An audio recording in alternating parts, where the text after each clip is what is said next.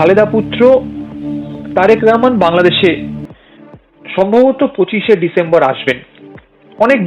অনেক দিন পর এই যে ক্ষমতার পট পরিবর্তন হলো, তারপরে হঠাৎ করে কেন আসছেন? শুধুই কি মায়ের অসুস্থতা, নাকি সামনে নির্বাচন, নিজের দলকে গুছিয়ে নিতে চাইছেন? কি মনে হচ্ছে তোমার?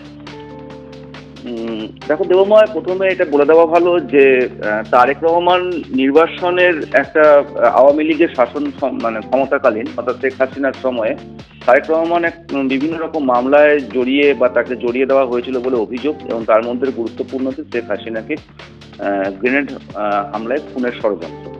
এবং এই ষড়যন্ত্র মামলায় তাকে জড়িয়ে দেওয়ার পর তিনি দেশত্যাগী ছিলেন এবং ইংল্যান্ডে ব্রিটেনের রাজনৈতিক আশ্রয় ছিলেন, এবং সেই কারণে তিনি দেশে ফিরতেন না। এখন শেখ হাসিনার সরকারের পতন হয়ে গেছে গণ অভ্যুত্থানে বাংলাদেশে।